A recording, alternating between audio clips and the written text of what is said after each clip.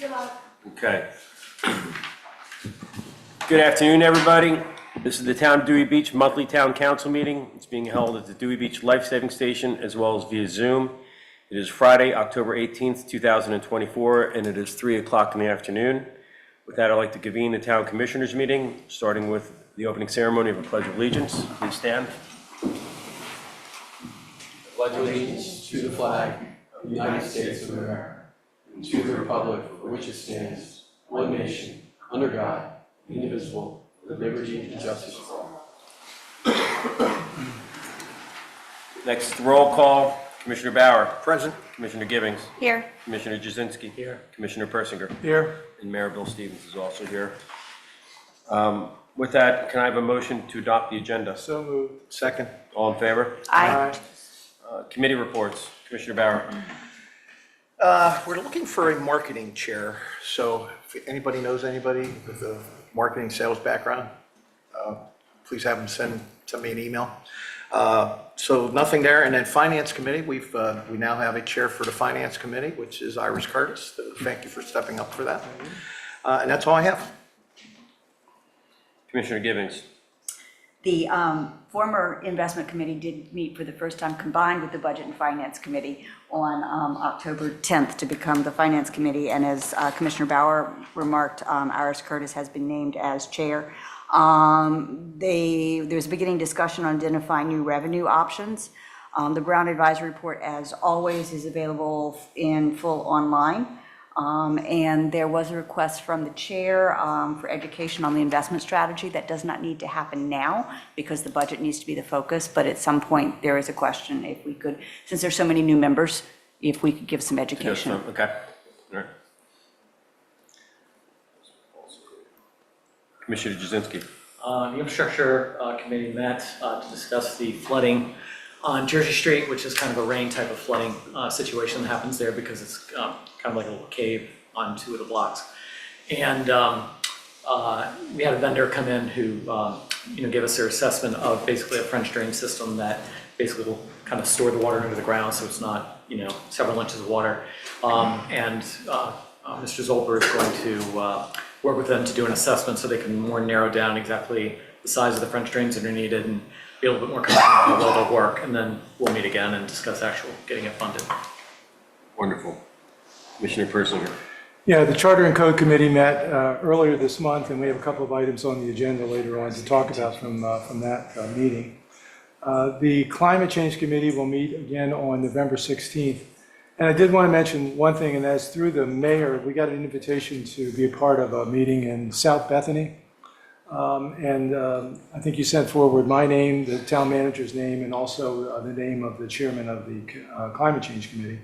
But hopefully that will be a good opportunity for us to get together with some other municipalities and understand more about what they're doing with respect to climate change so we can better fine-tune some of our efforts.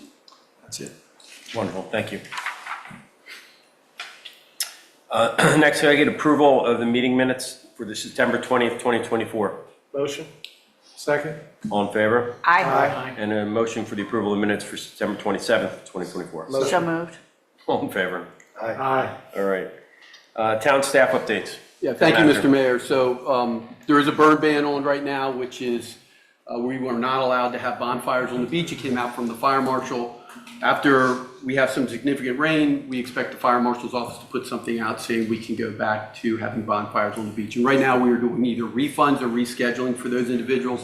We've contacted all the vendors and everybody. So for example, this weekend there was 14 bonfires scheduled between Friday and Sunday on the beach. And we either told them we'd refund them the money or have those rescheduled. So we will update that as soon as we get something from the fire marshals.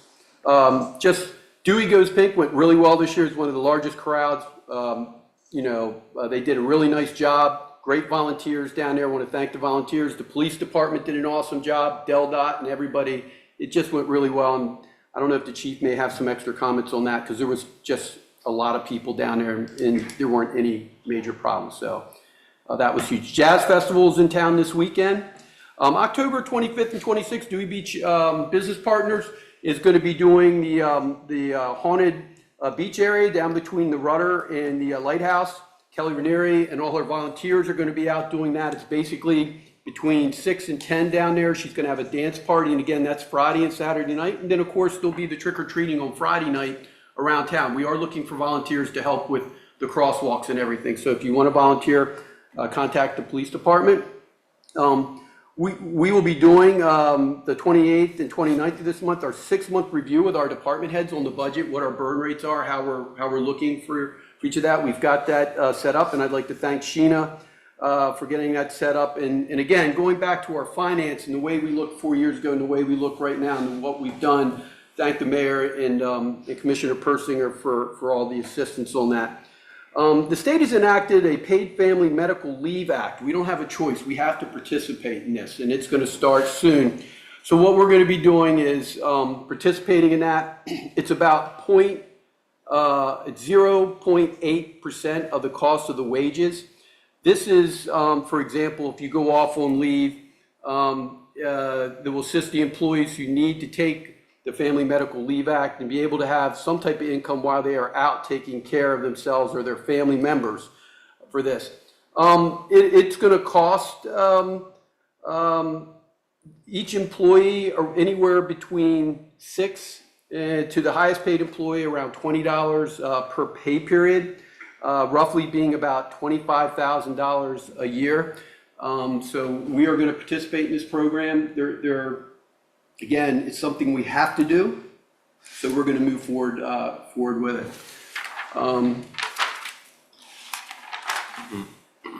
Kate and I met with Chris Ramos from the Department of Homeland Security Cyber Infrastructure, mainly on our IT. They offer a lot of programs that they can come into the town and evaluate our IT system. Some of those are some of the things we've been paying SecureNet on. Kate's already signed the town up for a couple of those different things where they're going to come in and actually test our IT system out. And we're going to continue in this program. And the best part is everything that they're doing is free. So again, this may save us some money in the long run where we've been paying some outside sources to do this type of testing for us. Meeting the 22nd next week with DelDOT to start the project. They expect to start the project sometime in December on the Center Island and on the sidewalks here in Dewey Beach. The DelDOT paving project, I got notice today that they've moved that to the fall of 2025. We really have no control over that, more to follow. The town continues to, if Kate could bring up those photos, the town continues to address public safety. And some of the issues that I get complaints about, and you can see when you pull off any of the side streets up on the north end, like Carolina, Jersey, and you try to look either north or south, sometimes the bamboo or the brushes or the trees are hanging out. We are trying to address that as best as possible, so we've really cut back. Now, everything we've cut back in is in the town right away. And then this is a picture here of what we're still going to be addressing. That's between Carolina and Jersey Street. We're going to be addressing that in the next couple weeks. Next is a kayak rack. We put this kayak rack down on the Bay Beach, down off of Van Dyke. We did have some people that are interested in storing their kayaks somewhere. A lot of people seem to push their kayaks up underneath the public boardwalk down there on the Bay Beach. Instead, we're going to do this. Right now, it's free. We did drill some holes into the wood where they can run a cable through the wood and then through their kayak and secure it. Right now, it's free. It's open to the public. The Hyatt was happy to see that also. We don't know if later whether we should try to maybe, I don't know, charge a fee for daily, or if you wanted to have it for the summer or for a week or whatever. So we're looking into it. But right now, it's free to the public to use the kayak rack. Just some numbers I think you'd be interested in. Since January, we've sold 1,000 dog licenses, and these are the lifetime dog licenses. These are the ones that are either $35 for just a regular piece of metal dog license, or the special ones that have our town seal on it with a paw print on them. And that's added up to about $40,000 since January. With those thousand dogs. And then in the last 18 months, we sold 5,000 limited dog licenses online. And when I say the limited ones, they're the 3-day for $5 or the 8-day for $10. And we've sold 5,000 of those online. So people love to come to Dewey Beach. They love to bring their dogs. We like to see them here, but I can't stress enough, you got to pick up after your dog. You got to pick up after your dog. If not, it's going to be a problem for us on the beach, and we don't want to say the dogs can't be on the beach. And the last thing, to follow up with Commissioner Jasinski, down on Jersey Street, to address the flooding on the first and second block. We are going to be doing work down there on the 23rd and 24th of this month, and basically they're going to be test holes. They're worm holes. They're about 18 inches. They go down about 4 feet, and we're going to fill them with water and see how fast the water drains in those. And then we'll know how big of a French drain we need to put on those streets. And the French drain isn't as expensive if we have to put in full storm drains and run the pipes down to King Charles. And I wrote a request up, a grant up through CTF for that probably 3 or 4 weeks ago. And I'd like to thank Representative Schwarzkopf and Senator Huxtable. We did get $53,000 to work on that project from Representative Schwarzkopf and Huxtable with CTF funding. So I'd like to thank him for that. And Jim Dedes, anything from you? No, sir, still, with the exception, I'm still working to get the 5G pole moved on Collins Avenue. They keep telling me they're working on it, but I haven't heard anything back from Arianda. And I'm a hound with the Verizon government relations supervisor, and we're still waiting to hear back on that. Thanks, Jim. And I'd just like to thank the team's been doing a really good job in the last couple months. Pending any questions, Excellency. Any questions for the town manager? Chief? Hello, everyone. So September stats are as follows. We had 557 calls for service, 22 criminal arrests. We had 168 traffic citations written, 199 hours of traffic enforcement hours were completed, 9 accidents, 23 parking citations, 2 civil citations, and then 1 DUI arrest. So things are starting to slow down. We are preparing for Friday and Saturday night of this week coming up, the Halloween events. We'll have several seasonals out working the crosswalks and on the Hyatt parking lot, as well as additional officers to make sure that people aren't trying to run over our children, because the Hyatt lot, as Commissioner Gibbons said, she worked that for us last fall, and it was a little difficult. People weren't listening and being very aggressive on that parking lot. So we're gonna have that all covered. We're gonna be setting up on the, at the parking building. We'll have a nice setup there with the town handing out chips and candy and different little goodie bags, and we'll have the UTV out there. Melissa Squire, one of our dispatchers, actually has a dog costume that she had for her real estate business. We're going to turn that into Officer Dewey Dog, and hopefully she'll be there with a little uniform on to take pictures with the kids, and we'll start using her at some of our events throughout the town. So she's actually very excited to do that and wear this costume. So hopefully that will be ready for Friday night. Officer our 13th officer, starts the Dover Police Academy this Sunday. So we're very excited for him. And he should graduate in March and then be clear of his field training by May, right before our summer season. So that'll put us up to 13 officers, which would be fantastic. We still have 3 seasonal officers working for us. They'll be here until like the 3rd week of November, and that will be the end of the seasonal season for us. We'll be returning our Humvee back to the military. On the 28th, it's going back. It's being returned. We have not used it. I've been here almost 2 years now, and it hasn't been used once. So we are returning that to the military, and that will be the last piece of equipment through the LESO program, then it'll be gone. Also, the state got money through the government to come up with a statewide recruiting initiative. So the state is going to have a recruitment site for every agency in the state, which they were in the town early this week taking video and pictures of the officers. So each agency will have their own site and specifications and things like that, but it's a statewide recruiting effort so that someone can come on there. It'll be the same written test for everybody, the same physical agility tests and things like that. So they'll go into the system and then they can look, policing at the beach, policing in the country, city policing. So it'll be a great thing because you can go in there, everybody from out of state can see this site, they can see what we have to offer. It's a great recruitment tool. We're lucky that we're full right now with our 13th hire, but a lot of agencies, they might be down 100 officers in some of the bigger agencies like Wilmington. So the great thing about this is someone can go in and if they want to apply to multiple places, they can just do one background check history, which is usually 30 pages long. So all that gets uploaded into the system, and then they can apply to numerous agencies. It's a great initiative for around the state for all the departments that are short. And we're hoping that we might be able to put our seasonal officers into this program too. So that might help us with our seasonal program. We're already putting the application open. We're reaching out to the college, and I offered a couple offers already for returners for next year. A lot of our seasonals this year got picked up by the state police already. They're in the academy now. 2 of them are going to the Dover Academy starting this Sunday, and some of them are already in the spring. 2 more have applied to the State Police Academy. So we possibly may have 2 to 3 returners this summer, which would be great because it's nice to have that experience. But this statewide initiative is going to be really great for the law enforcement community to help with hiring.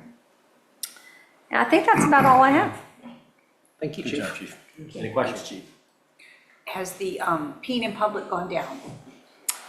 Yes, I can tell you That has exactly. been one of the statistics I've been following, Chief. Yes. I just want to know. I will let you know here. I have that written down. Let's see. We had 3 in the month of September. Okay.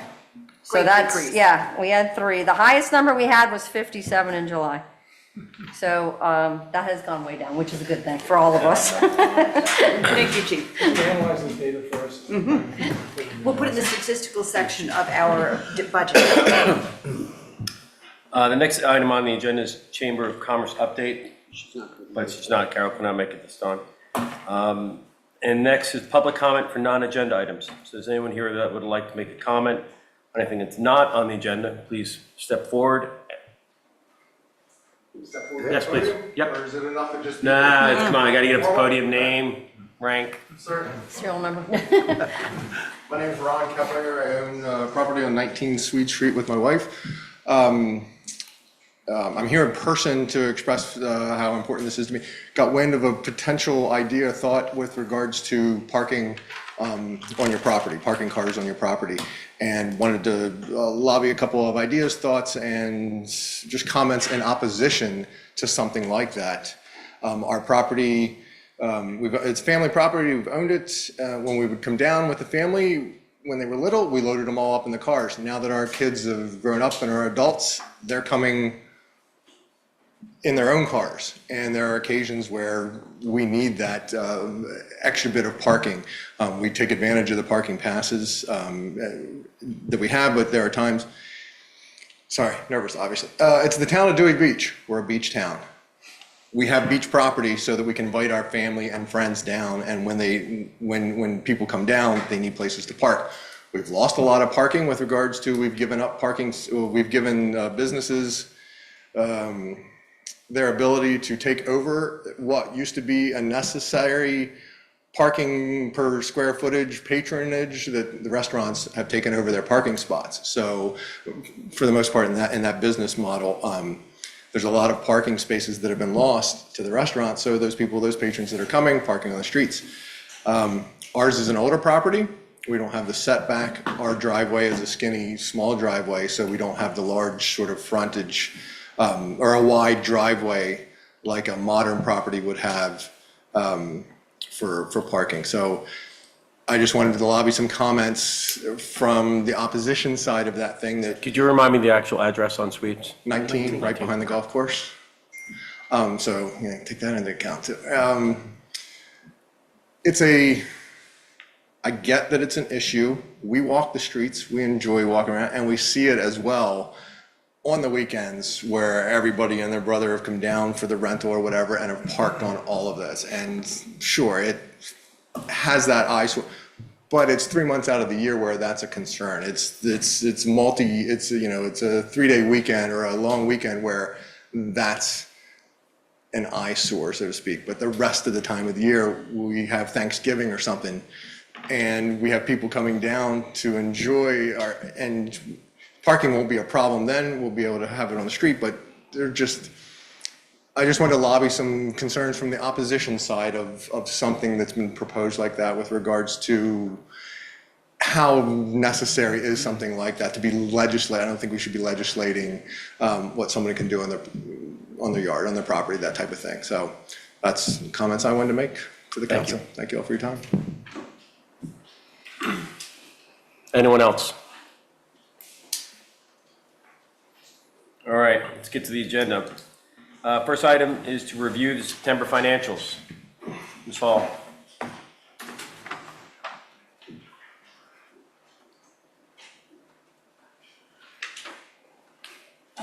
I gave Dan my cheat sheet, so don't have specific numbers. We have made transfer tax. It is continuing to come in strong, knock on wood.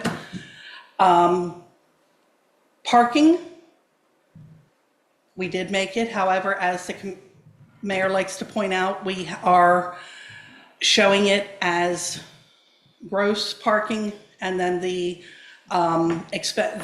fees down in the expenses, the way it's supposed to be, where last year we did it as a net. When you take out those fees, we were under. Couple of things little things that I find interesting. We raised the property owner's fee, hang tag. We only sold one fewer seasonal to a property owner than we did last year. Thank you. For businesses and their employees, only 8 fewer than last year. That happens with business. The out of town, what I like to call the local, non-Dewey, Lewis, Rehoboth, Bethany. 63 fewer seasonal hang tags were sold to those people. I don't know if we've hit our saturation point at that. However, daily and hourly went up. So they're not looking at the fact that they're probably spending as much. They're looking at that lump. But and the parking meters, the coin meters that all the old ladies like to come with their little things, we only had 30 of them roughly this year. $14,500 in coins. That's a lot of little old ladies. At the golf course. The golf course. So, you know. All in front of 19 suites. Not all old ladies. I thought New Year's was every time. Exactly. So those are not obsolete. As town manager said, I am meeting with the department heads. I've got listed out, like for the chief, I've listed what look, you spent this much in supplies. However, you've got grants for this, this, and this. So you've really only spent this much of your budget. So I'm doing that for them. Hopefully it'll be paying less. And we're looking fairly decent right now. Any questions? Yes, sir. Fairly quickly, on the financial summary for the operating Yes, sir. summary, the numbers are a little different for the annual budget than they are in terms of what we approved and what's in the detailed, what you call the full data spreadsheet. Okay. It's like $5,000 off on the revenue side. I know the revenues, total revenues you have right at the top, 5819005, includes the amount of money that's then set aside. So, but when you subtract the set-asides, it's about $5,000 different than what we approved. It's a little bigger on the expenditure side. It's about $88,000 higher than what we had approved as expenditures. So it makes it look like we approved a deficit budget. Okay. Which we didn't. So, but I'm sure you can sort that out. I just think we Yeah, should have a consistent set of numbers. That's where I don't mind doing the big data and then taking it here. Having to remove for the operating is a little cumbersome. I'm doing it because I watch sports while I'm doing it. But it's a matter of, it was a, data entry because this amount, really, we put this much in the budget for, it was a split item. Part of it was like our town hall expenses. Part of it was out of the budget and part of it's out of what we have allocated aside. So I probably just I will verify all those numbers. The detailed sheet has the right numbers and the same numbers we put in the audit Yeah. report for operating and revenues and expenditures. It just, we need the same numbers, that's all. Not a problem, Not a sir. big deal. Go ahead. Sheena, since I've been so educated in that last seminar, the parking, the fees that go to Park Mobile and stuff, that's under all other parking enforcement expenses? No, it is under Admin. it's under the first category of where it says town administrative expenses. Yes. It's in that. Now, it is on the single, on the data dump, the big one, it is listed under bank fees, bank and credit card fees. Okay. Now, one thing about Park Mobile, every time somebody logs in, they charge us $1. Whether they do any, Even if they don't park? even if they don't park, Oh, Lord have mercy. it's a fee. That doesn't make any sense. Because there's no transaction. You open the app on your phone and you don't do a transaction, and then Dewey Beach take a charge? There are quite a few that are $1, zero parking, $1 fee.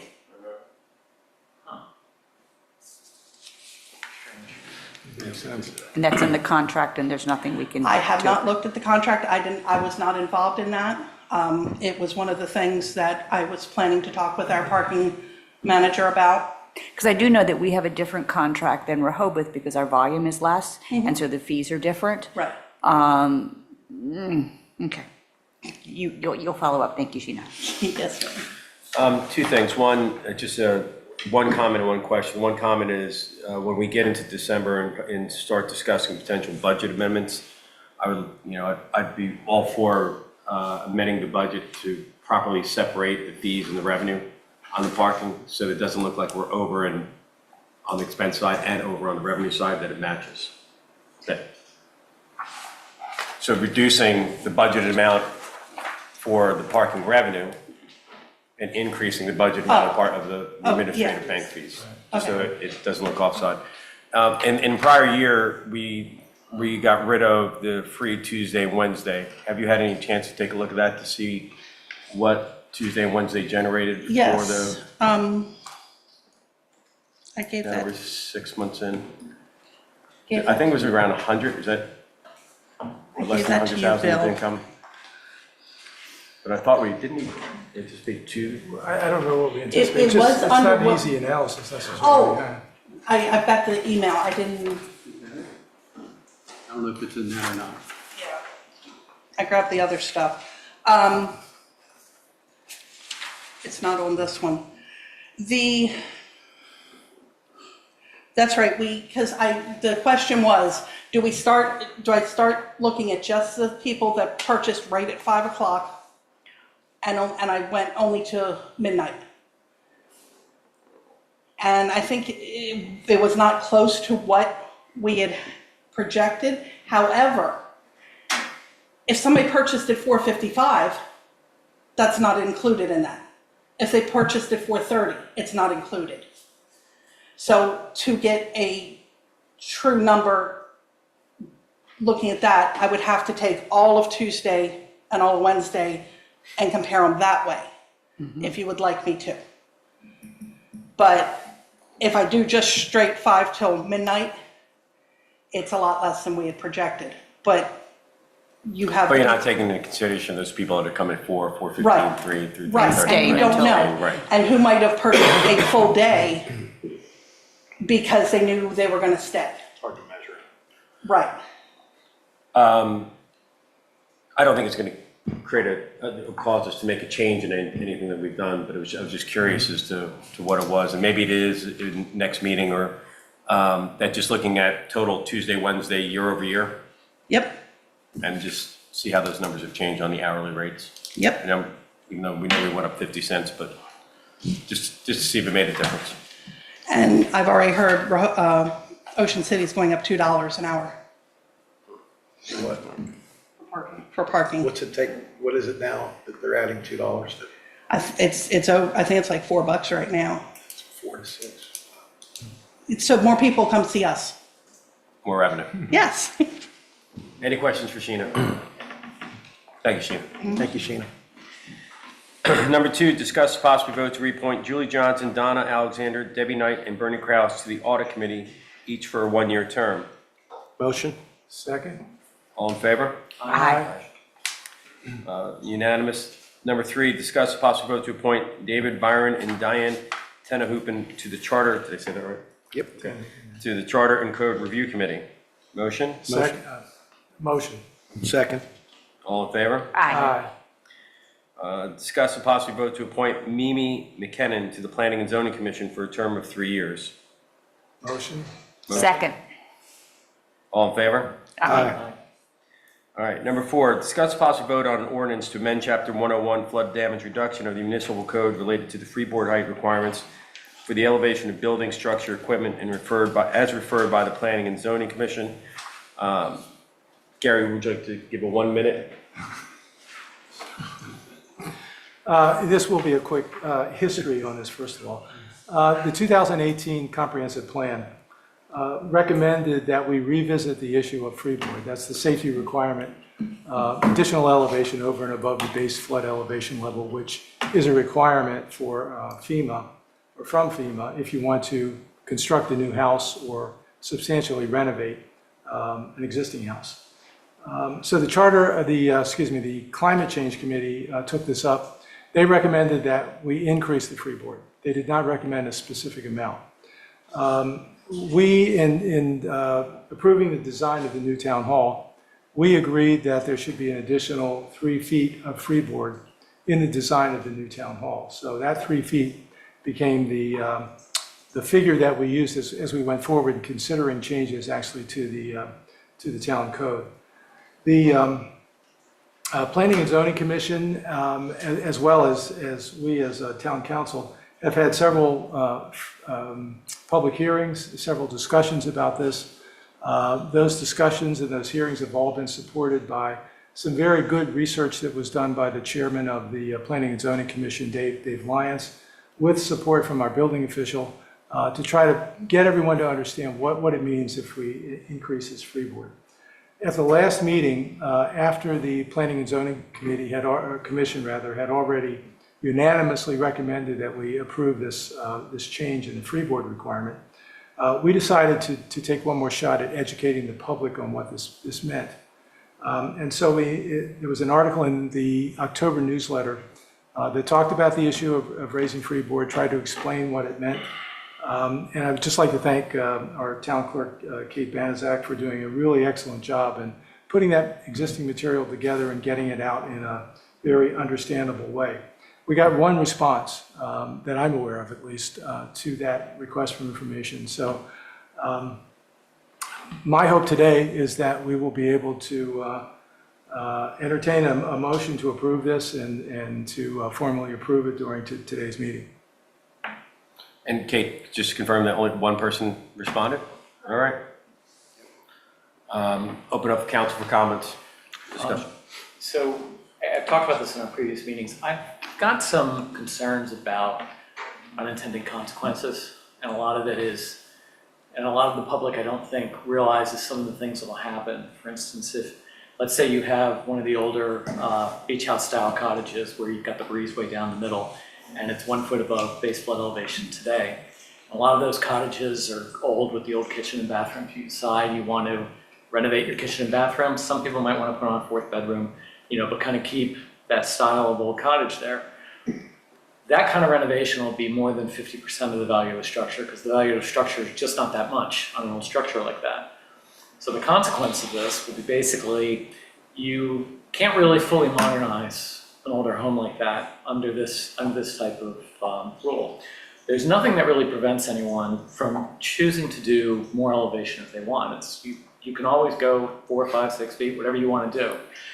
The town hall is a good example, but a town hall is also built to a much different standard than a residential property in terms of both its longevity and the fact that it's a critical piece of infrastructure, like if there's a major storm or something like that. So the standard for a town hall should be higher than it would be for someone's home that they use seasonally in the summer. And I think with this, what we're going to find is if we put this in, it's irrevocable. You cannot lower it back down. That's like an absolute FEMA rule. Once it goes up, you're stuck with it forever. And I think what we're going to find is people who haven't thought about it are all of a sudden gonna wanna take this cottage and do it, and they're like, well, you can't do that, and they're like, well, otherwise I'll have to tear it down. It's gonna be like, well, you gotta tear it down then and start over. And, you know, I don't think anything's preventing people from doing more elevation if they wanna do it. And I think that the ordinance as it's written, we talked about difference, but it's going from 1 foot to 4 foot? 3 feet. Or 1 foot to 3 foot, 1 foot to 3 foot. So it's a 2 foot increase, it's 3 feet above. You know, there will potentially be some aesthetic things on the Bayside, which, you know, was kind of part of the newsletter. You're gonna have that, you know, towering effect, you know, for people who choose to build a new thing there. You know, I just have concerns about going all the way to 3 feet. We're gonna see something. So from my perspective, I'm okay leaving it the way it is. But if we're gonna do something, you know, you can always continue to go up, but you can never go back down. So if we are gonna do something, I would definitely say that we should be just trying to make it a minimal change and just changing it from 1 to 2 to get a little bit more of the standard protection. So that's kind of my opinion on this. Commissioner Gibbings? I had not considered the small cottage situation, because I know people are upset that Dewey Beach is getting fancier than Dewey Beach should be. I had considered the entry issues, like how a staircase have to be or something like that. And I don't know that 2 versus 3 would make a big difference there. So I want to think about what my colleague has just said and let somebody else speak. Well, let somebody else have a chance, yeah. I have a couple concerns too. If we go from 1 to 3, I mean, FEMA can continue to raise what the base flood elevation is, right? So let's say they go to 5 feet and then we throw another 3 on top of it. All of a sudden, these houses are 8 foot taller than their neighbors when they tear it down. I know we've noticed the public and we put it in the newsletter, and it shocks me that we only got 1 response. I mean, that's actually frightening that people didn't, do people not care about that? I mean, I've seen this town get torn apart over height of the Hyatt. I mean, so, and if no one cares anymore, I mean, that shocks me though. But my biggest concern is once you add the height, you need to put steps to go into your house now where you used to walk straight in. So those steps now go into setback, which means if the steps, that counts in the setback area. So now, unless you're gonna put a ladder to go in your front door, that's gonna be a little cumbersome. I don't think anybody's gonna wanna do that, but their houses will become skinnier. So they'll be more of a silo, because now if I have 5 steps to go up, well, it's probably gonna be 5 foot worth of less house I'm gonna have now on my front steps, because that counts towards my,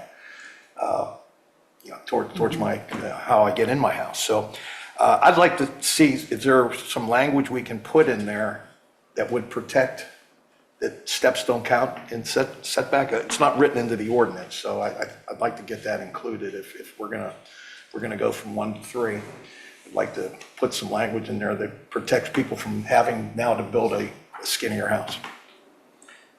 David, your argument concerning, Commissioner Jasinski, your argument concerning going to 3 feet may require a complete tear down.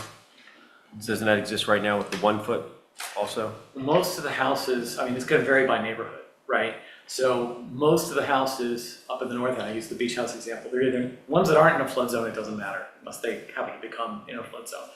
But for the ones that are in flood zones, most of them meet the 1 foot requirement, but most of them would not meet the 3 foot requirement, because it's the lowest floor, and they already have like 2 or 3 steps to get in, you know?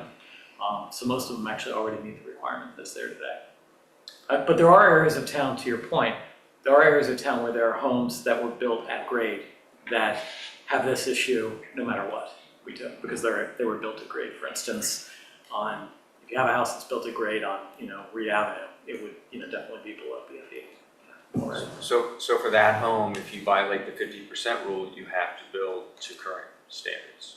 That's correct. And I say violate, but I mean. It's the value of the structure, not the value of the property. Right. So, So renovating one of the original cottages would require lifting it to meet.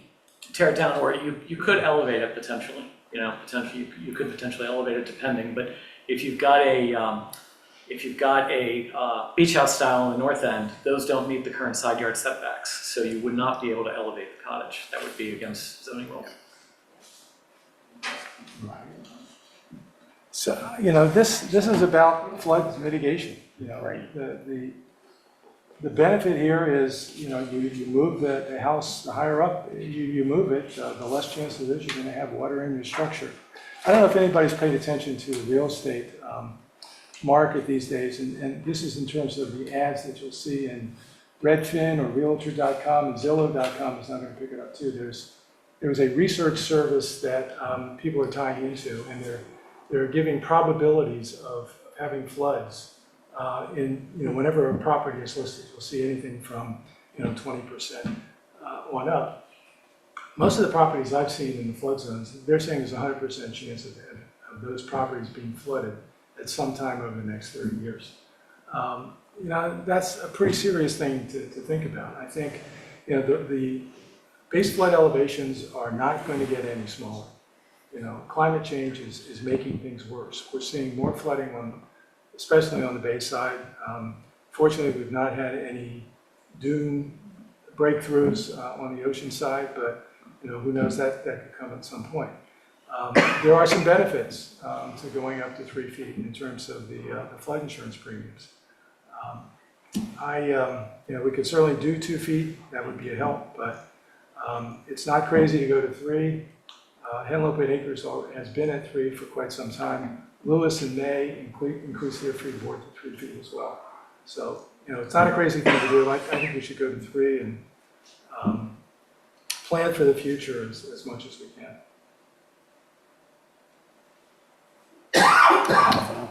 Public comment available? Oh, yeah. Absolutely. Come on up. Ron Kepler, 19 Sweet Street. It was someone with an older home, and the public comments on it. It's on me, wasn't aware it was a thing, or would have probably made this comment earlier in this process. To the commissioner's scenario of, right, if we renovate or if we do something, what's the standard, the 50% of the value of the property, or the value of the house, it sounds like. All foreign to me, we haven't gone to that process, so we're not aware of it. But to learn about it, if this gets passed and we find out about that, and then, we can't do what we want to do because now we have to do a whole bunch more other stuff, it becomes more expensive. What's the reasoning behind doing this? How is it benefiting us, the homeowners? Because again, to his point, if anybody's going to build or rebuild or tear something old down, they're going to build it higher. There's no rules against that. So they're going to take account the potential flooding that's coming and just the potential future that is. They're going to build something higher. But passing something like this or having something like this seems to penalize the older homeowners for if and when we want to go do something. It makes sense for the public building that's being proposed or needs to happen, that it needs to be. But I'm not sure why it needs to be in code that it needs to be higher. I did have one question. The 1 foot rule, does that also have the 50%? I think somebody asked, it does have the 50% thing, but I guess so many of our properties are already at that 1 foot thing that it's not, we would meet that requirement versus the having, or no, we would still, right, we'd still have the 50, we're doing over 50%, so now it becomes the 1 foot thing. So you're already going to have to bring it up. The question is, you go bring it up 1 foot as it's currently required, or 3 foot, which is what's proposed. Well, yeah, if you're And we're bringing not it. supposed to engage in conversations And if hush you're, hush. no, sorry. If you're bringing, I would welcome it. If you're bringing it up, if I'm bringing it up 1 foot, I'm bringing it up 3 foot, or, again, you're going to bring it up as high as, but then it becomes an interesting concern that you brought up of now I've brought it up, now the steps are going to stick out in order to get to there, and now I can't, in an existing home, how the heck does that work? So, right, there needs to be some variance opportunities or something to that for someone that owns an existing home. If we just raise a existing property as it stands now, does that count as if we just raise it up, it's not changing anything, not a bathroom or anything, is that changing it more than 50%? Yeah, right, that's just raising it up. So So, if you're I renovating, don't know if that's if you're clear. renovating a building, renovating a home, and you have to profess what the costs, what you're spending, and there's a calculation that's done, and if what you're expending is greater than 50% of the current value of the structure only, then you can't renovate it where it sits. You've got to bring it to base flood elevation plus the 1 foot of freeboard. One of the other consequences is when it's said that you can't, that people are going to raise it as high as they want to anyway, they don't get the benefit of the alternate way of measuring height, which is base flood elevation plus freeboard Plus 32 feet. plus 32 feet. Right. So if freeboard is at 1 foot or at 2 feet, they're going to be, they're going to be somewhat restricted in terms of their height, whereas if it's 3 feet, then they get an additional foot or two to go up. So from a how tall the building, we have a ceiling as to how high I can build a building, right? So correct. if we now raise this up 3 feet, you're making my building is now But 2 feet But shorter. the law has an alternate means of measuring height, which takes into consideration that you don't start counting until you get to the freeboard point. And it's 32 plus freeboard. Freeboard's what can change the 32. Exists. So a new structure next to my neighbor that was built 20 years or 10 years, could potentially be a foot or two taller because the freeboard started here and we still go up 32. That's right. Yeah, it's And a we have to challenging follow decision for FEMA us because to- our insurance rates for flood insurance relate to how we zone things. I want to be clear though, there's already a requirement and it's in the code. And it's based on FEMA regulations that if you're going to build a new house, for example, the first floor has to be at base flood elevation, which could be, up to 6 feet, depending on what the lay of your land is, plus 1 additional foot of freeboard. So, you could be up as high as 7 feet already if you're building a new house, and then you can build 32 feet from there. That's already in the code. And if you substantially renovate your house, or your house is substantially damaged, if your house burns down and you have to rebuild, you have to meet all of that, the zoning requirements and all of the FEMA regulations at that point when you reconstruct that house. So maybe why does the 50% piece need to exist? If you're renovating more than 50? Well, the public policy is that FEMA doesn't want us taking an old home, making it essentially a new home without mitigating the risk of flood. So FEMA pays these flood claims and they're based on the value of the home. And if you've essentially taken an old home and made it a new home, you've greatly increased the risk to FEMA. So they're saying, we'll insure, we'll pay, but you've got to raise the homes to lessen the flood risk. And again, naivety and just lack of knowledge. I'm paying a flood insurance on my property, but the town apparently is paying some sort of flood premium as well as a town entity No, if we break No. those rules, Public comment, yeah. Thank you. For education, we're not allowed to Yeah. engage in So, conversation during yeah, public we're not comment. allowed to. We're not supposed to, and I'm surprised I didn't get the hook from Kate. thanks, Kate, for not hooking us. This has come back to us from planning and zoning. We've been talking about this for a few different months. The overall issue, I look at it, is that we've had FEMA +1. There's planning and zoning has said, let's go FEMA +3. Other than stairs, it does mean that the roofs, that you can see 2 feet go up in terms of the town in order to accomplish that. That's the downside. When I became a commissioner, it was 35, 30, like that was where we were staying, and we're going to be creeping up. So I think from a council's perspective, it's either keep it as is, asking for a motion, go to 3 feet, or something in between. I know this has come back to us so many times, and our hope was today to vote and move forward. I keep hearing once we go high, we can't go low again. We can't back off with our decision. Does it make, and I cannot remember the graphs, does it make a difference if we do 2 feet versus 3 feet?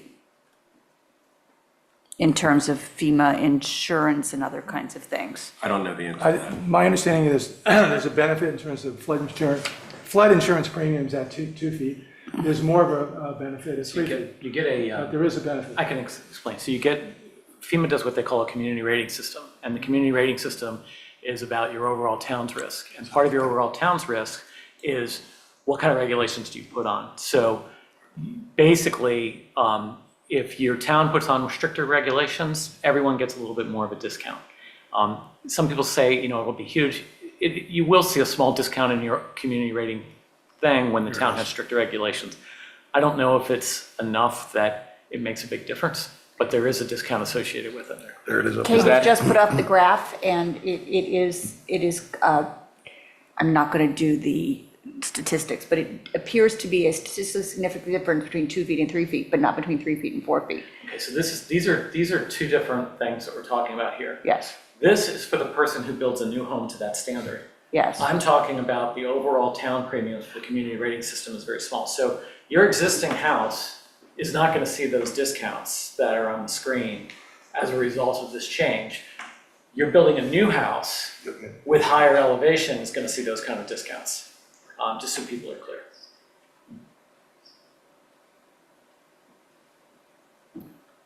Is there a motion? Well, I move that we adopt the 3-foot increase, and then, we can, if I get a second, then we can talk about an amendment to that. Do I have a second?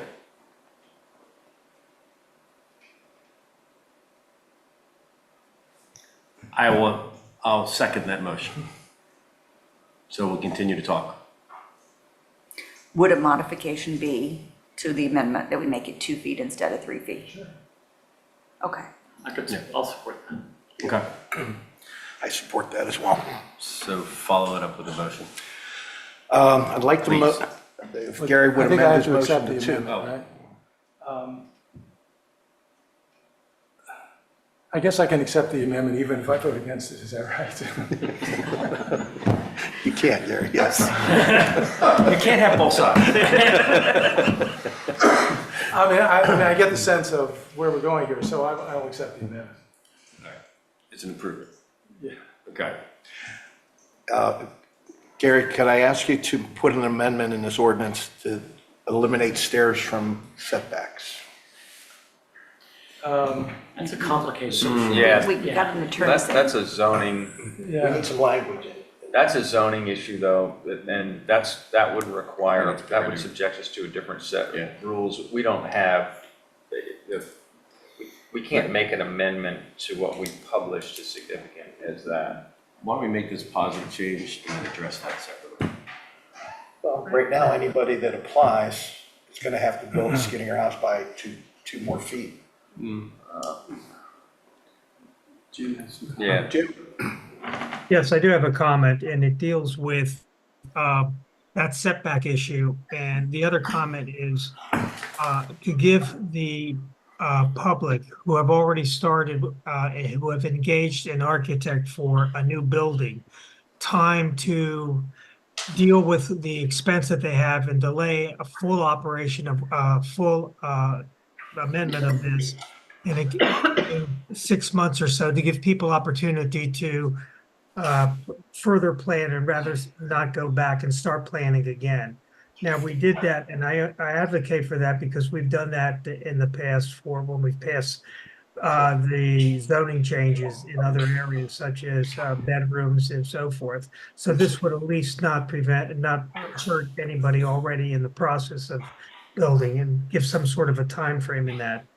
And this whole thing with the setback on the stairways, as I recall, we did allow.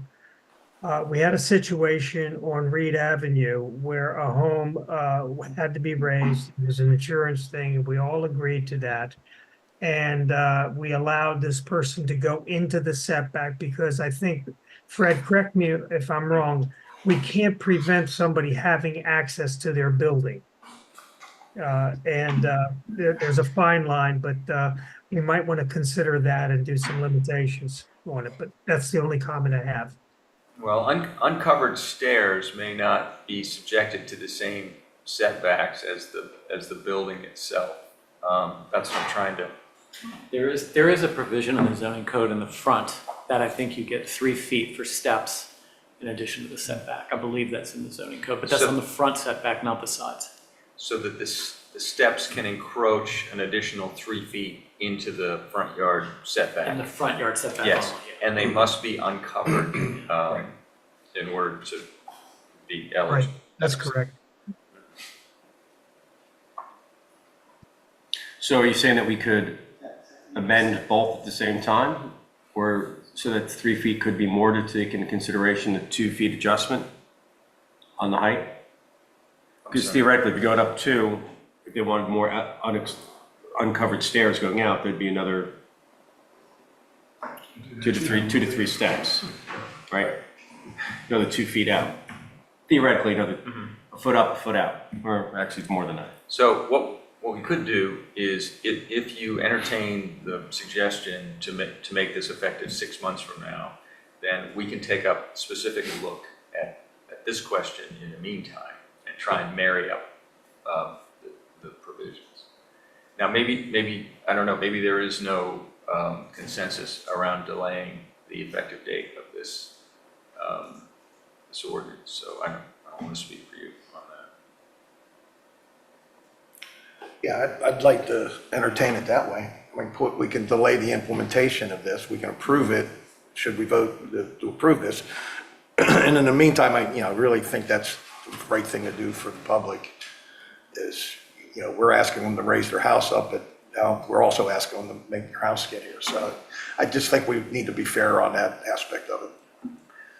And I agree with Commissioner Bauer that if somebody is in the process, they shouldn't have to change their plans Agreed. instantaneously. So is that an amendment we have to formally accept? Yes. Okay, someone offering that? So I wish to amend the current proposal that the implementation of this ordinance be delayed for, Jim, 3 months, 6 months? What's the lead time normally? I would suggest 6 months. That's what we've done in the past with other major changes in code. Thank you. That the enforcement of this ordinance be delayed for 6 months. Okay. And it's at 2 feet now instead of. Right. And that will address the stair. So I think in the meantime, we can look at whether it makes sense for us to allow the stairs to approach an additional foot into the front yard setback, which might be sufficient to alleviate the concern. I think that's fair, yeah. But we'd have time to do So it. during that 6 month period, we could look at that, and it doesn't Put it need on to next be in month's this agenda. ordinance. Correct. I mean, steps don't have to, go straight out. This way. They can go sideways, but anyway. Go on the side of your house. All right. don't always go to the front. I like to walk in the front door on the side. Yeah. But there's a. I have a there's motion. setback in Did the somebody rear. second my motion, please? I'll second that. Thank you. Any other discussion? Did your motion include the 2 foot versus the 3 foot? That was The an 2 foot has amendment already to- been done, Okay. and then mine was 6 months. Okay. So we got 2 feet and 6 months. All right. Any other discussion? All in favor? Aye. Aye. Aye. I vote no because I think 3 feet's the better choice. Okay. I told you. All right, number 6, discuss a possible vote on a resolution to permit the town to enter into a contract with the State Board of Pension Trustees to allow the town to participate in the state of Delaware County and Municipal Pension Plan. Just as kind of a background, this came up over the last few weeks within Town Hall. After looking at it further, I'd actually like to table this to find out more information, detailed information as to the actual cost, not the estimated cost, and compare it to other possibilities. Yeah, I'll motion to table that. Okay. Second. Whoa, can we discuss a little bit? I mean, I'd like a lot more information about this. I don't really understand fully what the current plan is like.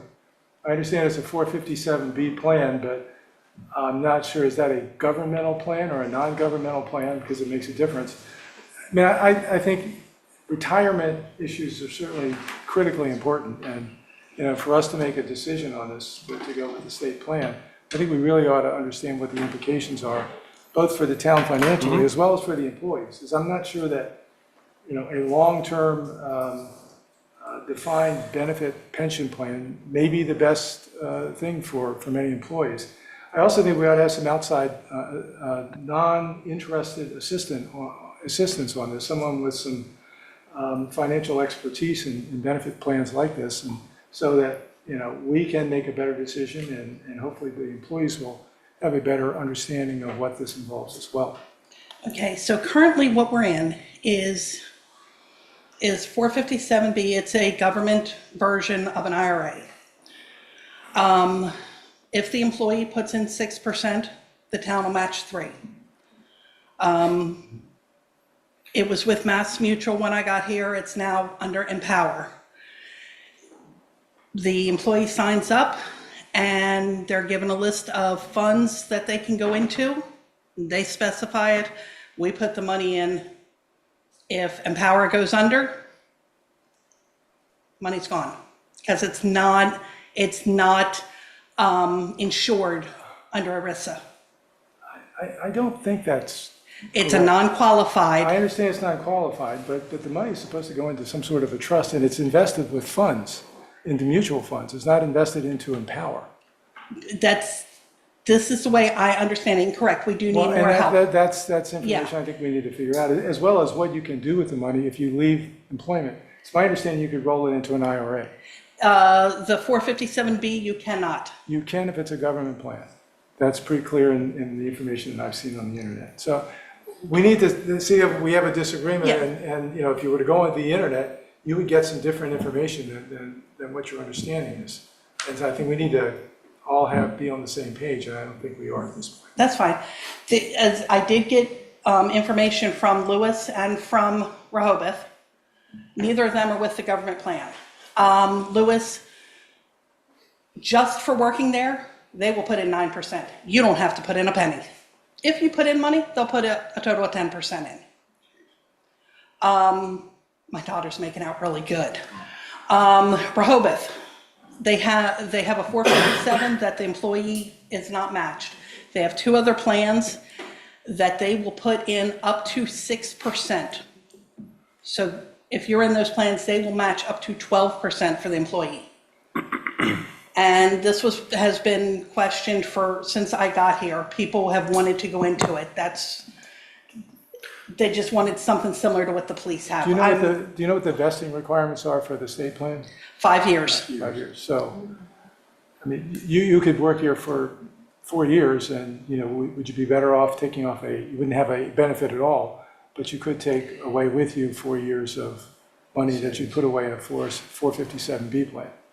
I mean, I'm just thinking about what the workforce is these days. People don't often, you know, sign up for a job and stay there for the next 30 years. It does happen. But is that a realistic expectation? I'm not sure. I did survey the employees, and except for 2, they're all looking to stay and would like to get in this, knowing it's a 5-year. Okay. So, You know, one of the things that I think, I mean, this is a benefit, an additional benefit, right, to our employees. And I think, you know, we every year we look at our salaries and we benchmark our salaries and try to make sure that people are fairly compensated. We've made a lot of positive changes in that regard.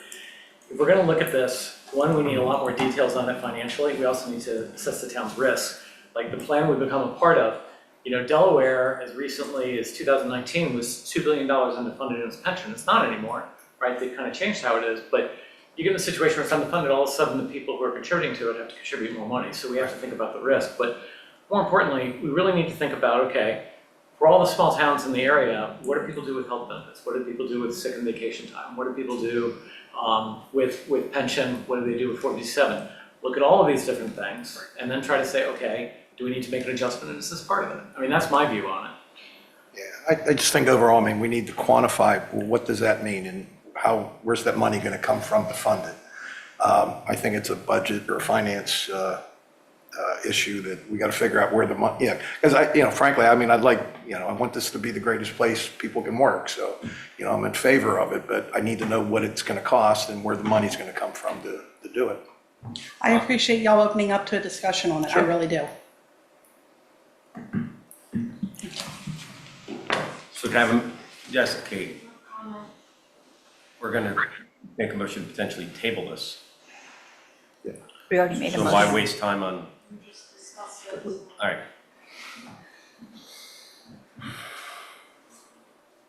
Open for public comment. Yes, David Moskowitz. When you first made the motion to table and someone seconded, you're not supposed to have a discussion, you're supposed to do the vote. The second thing, factual statement is you can roll over into an IRA. Other employees at Dewey Beach have left Dewey Beach and rolled it into an IRA, so that's incorrect information. And the third thing is, if you're going to look at one benefit, you need to look at all benefits.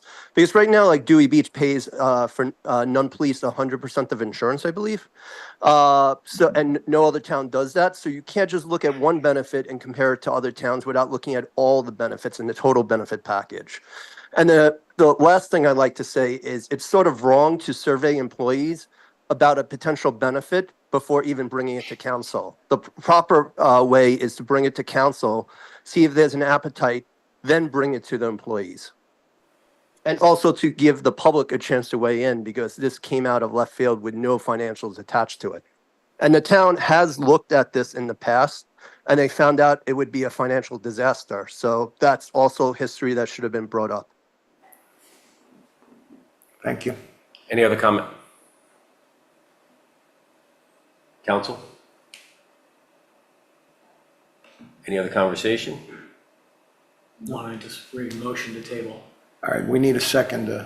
I'll second the table. All in favor? Aye. Number 7, discuss possible vote on a resolution to accept a proposal from the Time Clock Plus LLC for the purchase of employee timekeeping software. Ms. Hall.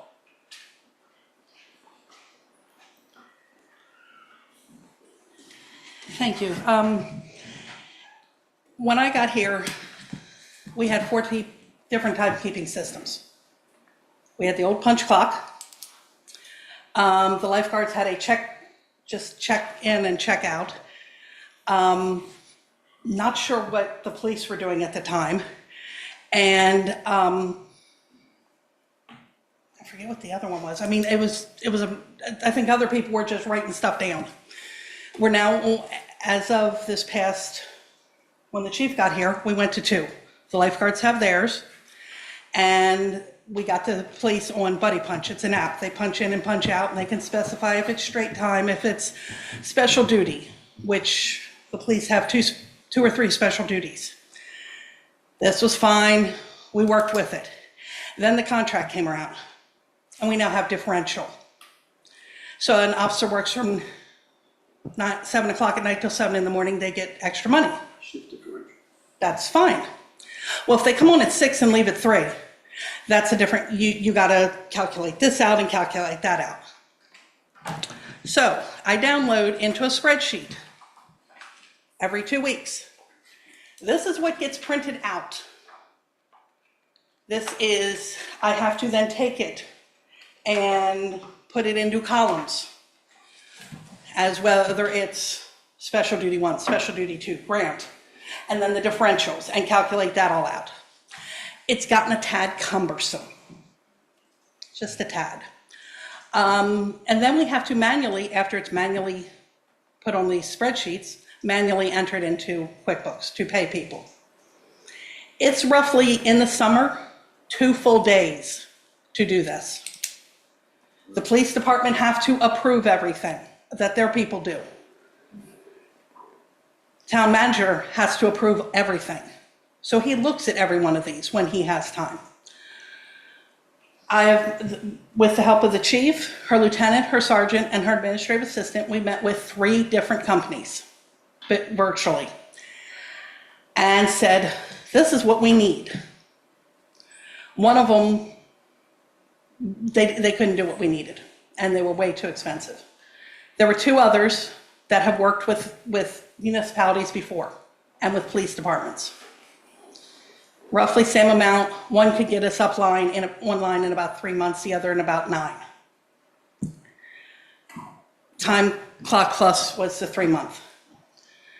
What we would do is we would tell them all the requirements, what the shift differential hours are, what the different rates are, what the, special duty 1, 2, everything. It would, the sergeant could put in the shifts for everybody. They would be able to, if somebody needs to change, they would be able to send a message out through this app to everybody, hey, I need a change. For the non-police, we could do it on our phone or on a desktop. We would have a time clock here that the lifeguards would punch in and punch out. So they come in, they punch in, they leave, they punch out. They don't do it, they have a problem. They will do it. These kids want to get paid. All of this data will download into a report that at any time, anybody can look at. So there'll be no re-entry, no calculations, everything will be done. And then it will then export either into QuickBooks or into Edmunds, and payroll's done. You just then run the checks. So a 2-day process in the summer goes to a couple hours.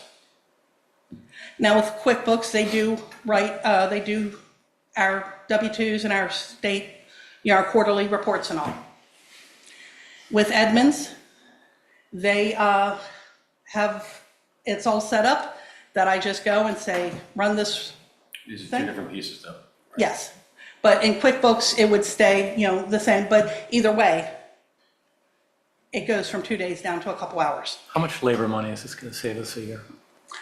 You don't pay for my labor, so. Page 10 on the, Pardon me? page 10 on that document. Looks like it pays itself back in 4.7 months, Yeah, which is And it fantastic. also cuts down on errors, because I have been learning over the course of this week preparing for this meeting, how many things are hand entered, and every time you have to hand enter something, there's a likelihood of error. yes, and if it's on the spreadsheet, the one spreadsheet that the chief reviews, and I forget to put it on the summary spreadsheet, it gets missed. Right. And our guys have been so cool. They have been so understanding, hey, Sheena, cool, it's done, it's fixed. I mean, okay, I think the vendor did this ROI. Yes, $2 million savings over 5 years. I mean, I don't think they I spent call the $2 baloney. million on I that. call baloney on that number, okay? So, You're right. Sheena, I want your number, okay? So what is your number on, because in the summers, when obviously it's crunch time, and there's all these seasonal people and all the lifeguards, but on an annual basis, how much labor is this saving the town here on an annual basis? it is saving, the administrative assistant for the police, 4 hours a week, just on the payday week, Year round. year round. So that's 25 pay cycles or 26. 26 times 4, so 100 hours for the Right. administrative assistant. Right, and that's, Okay. And then how much of your time is it going to save? you don't pay for my time. Well, we pay for your Yeah. time because you can only do so many things. Right. It pays, it's probably 10 hours, 10 to 15 hours a pay. And that's a year-round basis or Yes, just in ma'am. summer? Sorry. Yes, sir, You year can call me round. ma'am. I'm trying to be polite. I'm looking at her and speaking to you. So, Then we have my clerk who has to then re-enter everything. okay, so you said 10 to 15 hours? So you've got at least 300 hours for you, 100 hours for the police admin, and then how much for your, Probably about 100 hours for my clerk. so you're talking 500 hours a year payroll time. All right, so that's what I wanted to get to, thanks. And it's gonna cost us roughly 20 grand to save 500 payroll hours a year. But there's an ongoing cost on it, 5 grand too. So I did some quick math. I mean, this thing will pay itself back. Yeah. it will. Not at $1 million a year. No, the but- $2 million, fantasy land, but Eventually it pays for it'll itself. pay itself back with a not ridiculous When, time. when I originally met with Town Hall on the concept, and then we started looking through the numbers, I did the same thing you did, David. I came to, with recutting checks and the time, it's really a break even, a little bit to our benefit of being better from a technology standpoint. And really, it's about the investment in the upfront cost, which is the issue, which is the $10,000, which is why it's here for us to really talk about it. My last question for you and is, I assume at the police it's pretty simple. They all kind of start and end their shifts at the police station. But do the lifeguards always start and end their shift? They might start their shifts here, but do they end their shifts here? They all have to come back into the life-saving They station, do. yes. So they have to be here anyway. Yes. Okay. Now, they can download the app and do it from their app. Actually, our payroll is probably the most confusing. It is. Yeah. Yeah. All the different pay jobs the police have, the shift differential. Training, court. In the court and going through, and then I asked the chief questions about it and, The other nice thing about this program is it also will have the vacation time, sick leave, everything will be showing up on the pay. Right now, we don't have that. She has to go on and do a separate sheet every other month, and it's a separate sheet to show what your leave is. This will actually minus your leave, add your leave and stuff. We don't have that now. You as an employee can log in as an individual, see your whole dashboard in terms of. Yes, you can. But you can't do that right now. No, because QuickBooks only accrues leave on a per hour basis, and we accrue it monthly on 12, we accrue it at the end of the month on 12 hours. 12 hours. We accrue it at the end of the month, not pay weekly, and it's the way it's It's very confusing. it's There's a very lot of confusing. mistakes I with have this kind of to system. go into a spreadsheet and keep track of everything. I mean, I'm satisfied. I don't know if anyone Yeah. else. So let's put it I'll up. motion to approve Well, this. No, we got a public comment. Oh, public, sorry. Is there anyone here that would like to make public comment regarding an improvement to our technology around payroll? Kate, anybody online? Okay. I'll make public comment in favor of it. You're only allowed 2 public comments a meeting, sir, sorry. When it gets hit by a bus, it sounds like a lot of institutional Yeah. knowledge gets lost in terms of how processes get done, and our officers aren't gonna get paid, and lifeguards are gonna get Right. paid. It sounds like And the last thing an employee wants is a wrong paycheck, right? I think of that It commercial. still might happen, so let's not say it's a guarantee. So, So motion to approve. Second. Mr. Persinger has any other questions. conversation? No. All in favor? Aye. Aye. Thank you, Sheena. Thank you, gentlemen. Ladies.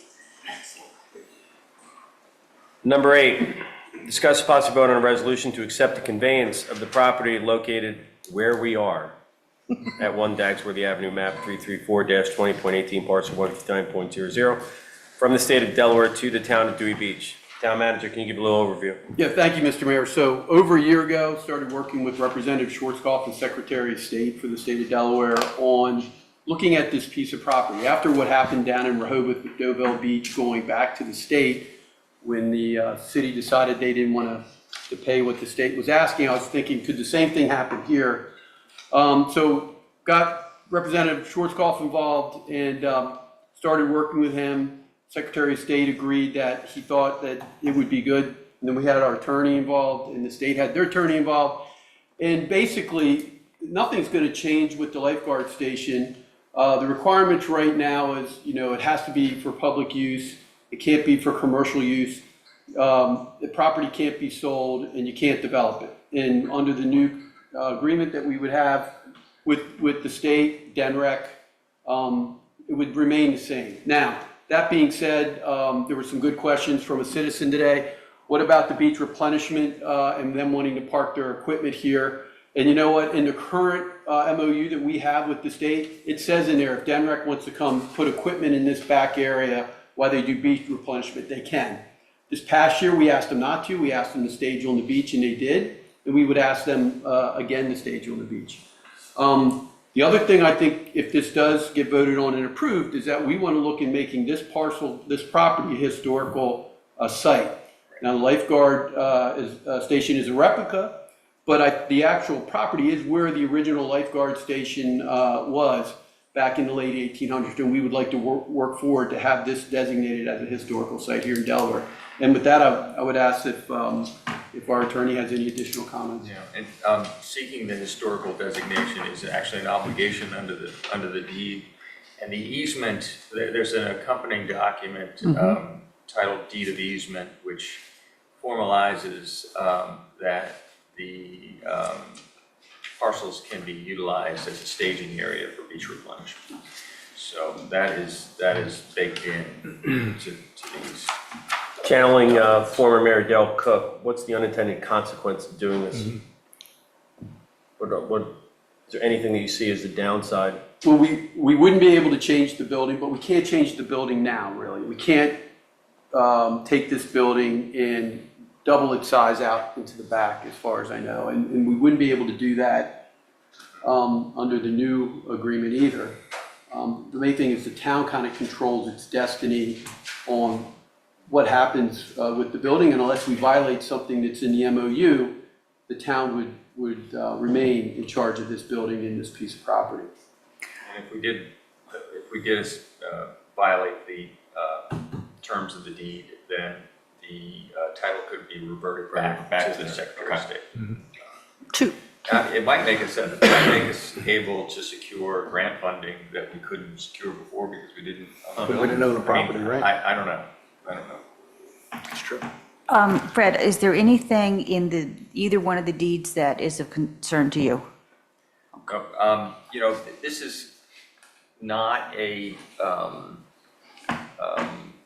the playing field is not level. So, you know, we're beggars in this transaction. So we kind of have to accept whatever terms they impose because they're giving us this property.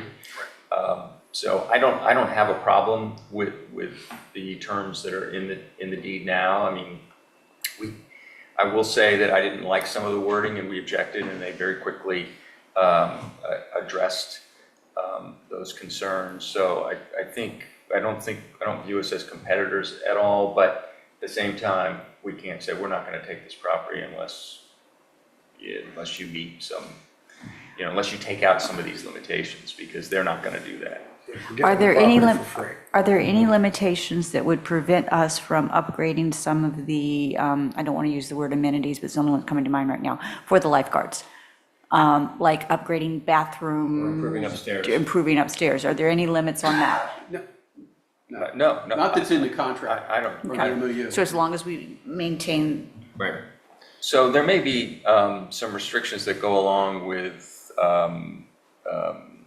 getting a historical site designation. I don't know what those are, but it might be that we can't change the exterior. We have to be faithful to the architecture. Right. But I don't think there's any reason why we couldn't make significant investments into the interior of the building to provide better facilities for the people who work in it, including you all when you use it for a meeting place. Typically like windows, doors, siding, roofs, they're gonna want you to have some original character that's the same, that kind of looks the same basically, or as close to similar. that's what they do in Philadelphia. Is there any public comment? You taking my job? Just I'm looking at a couple people up there. I don't know if they want to weigh in. To the unintended consequences. Just need to Yeah, because there are people who are listening to this online and can't hear you. Yeah, right. To the unintended consequences, a question, as I understand it, it's the state's building now, they will potentially give it to Dewey. If it gets wiped out by a hurricane and it's the state's building, is it the state's building to have to redo? That once it becomes ours, once it becomes Dewey, sorry, once it becomes the town of Dewey's, then it gets wiped out by its own, that's about the only intended. We pay the insurance on it now. Yeah, it's a good one. Kate, is there any public comment online? Yes.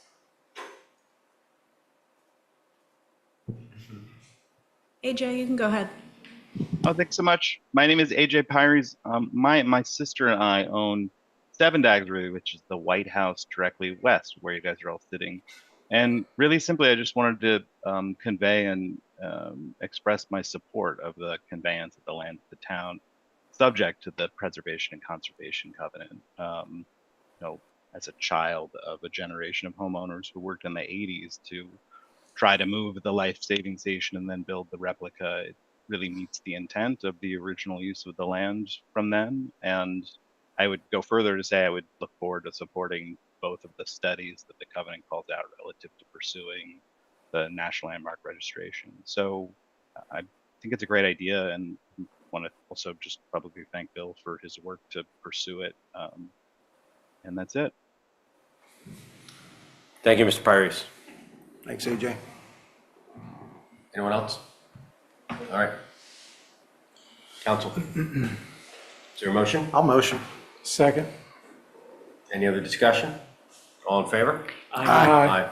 Yeah, so implied in the motion is that the mayor or town manager, whatever the case may be, Will is move towards- authorized to sign, Yes. execute these documents and deliver them to the state. That's what Paul said.